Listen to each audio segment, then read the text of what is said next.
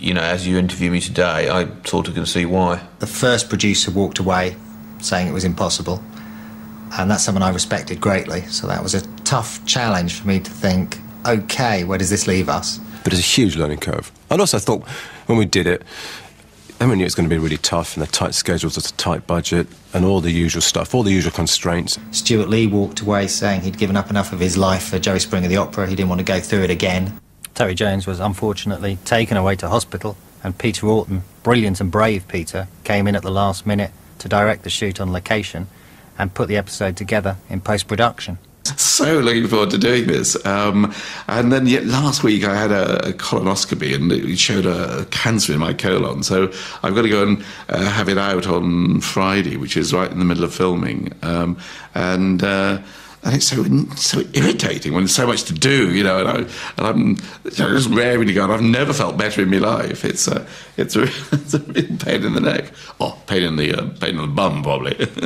3 of the cast resigned during rehearsals, saying they just didn't get it. Although I should say they were talked round, and they're now fantastic members of the team. It is a clash of cultures. It's the best of television, I hope, and the best of the opera world. Comedy, opera, sitcom series, yeah.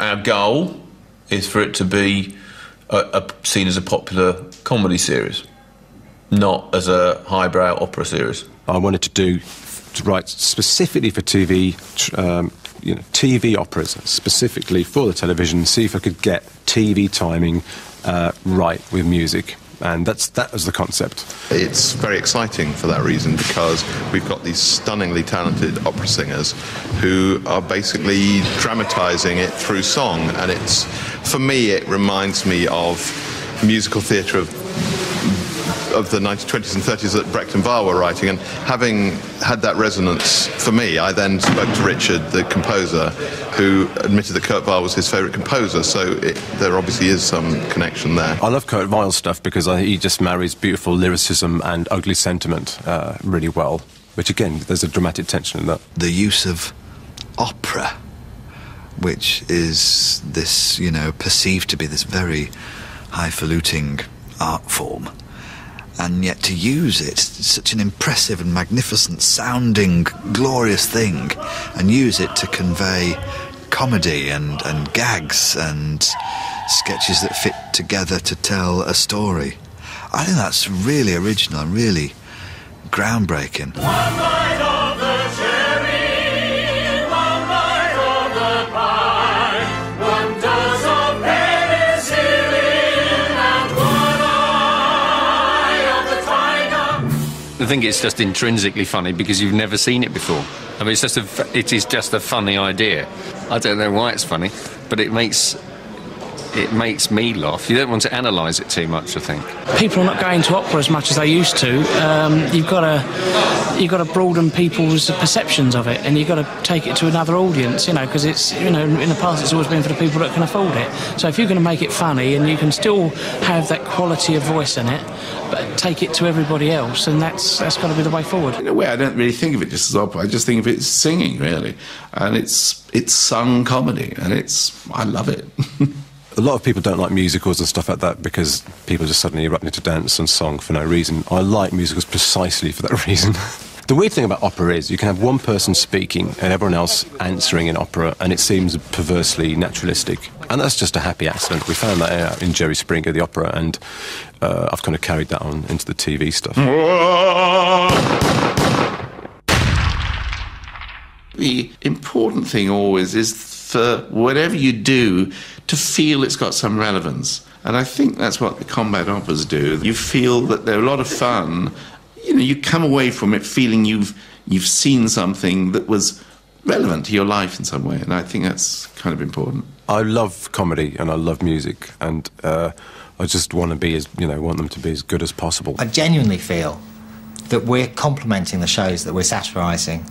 They're big enough to take a few pinpricks from a wee BBC Two comedy. Actually, I really like reality television. I mean, the good reality television I really like. The good reality TV is better than mediocre sitcom. But Wives Swap, it's really edited well, actually. And it's completely compelling viewing. Compelling viewing. Gay, gay, gay, gay. Meet the gays from uptown Philadelphia. Gay, gay. they'll swap wives with the Winchesters, a down-home family from Alabama. I love Richard's work. I think his social commentary is extraordinary. He wants to really make you think, and I don't think he underestimates audiences. You know, sometimes he's not afraid to make it really hard hitting and have material that's got balls and isn't afraid to be controversial. It's very rare now on television in a comedic sense you get anything as well written or as carefully prepared or as lovingly crafted. So it's a delight to work on. All the scripts, I think the binge drinking in Nottingham was particularly funny, with the sewers rising to danger levels at the weekend.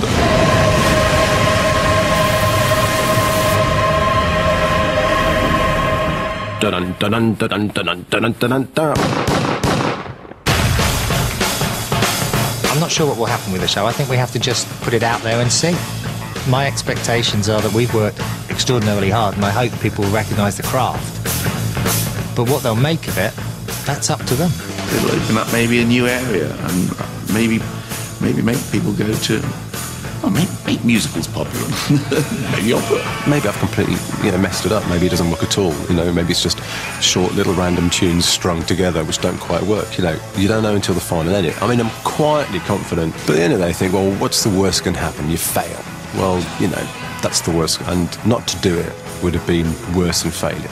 I think it will divide the audience. Some people will love it, some might hate it, and that's not necessarily a bad thing. That proves we haven't compromised, but we are forcing people to make some very big choices. There'll be no middle ground on this job. It'll be absolutely a fantastic or an absolute turkey, and there'll be no middle ground.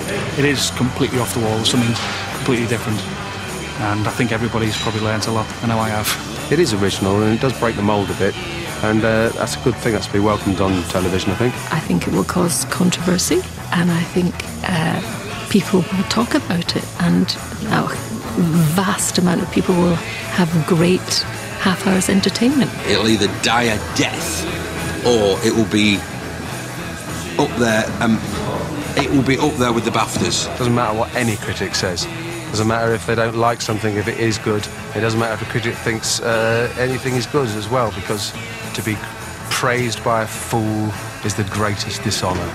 If I thought about critics, I would not even get out of bed in the morning. I hope it does really well. I hope it does really fucking well. But if it doesn't, oh well, what are you going to do? Keep trying. Not opera, but animated next on BBC Two. Traditional family values, apart from the lying and the cheating and the porn, in just a moment.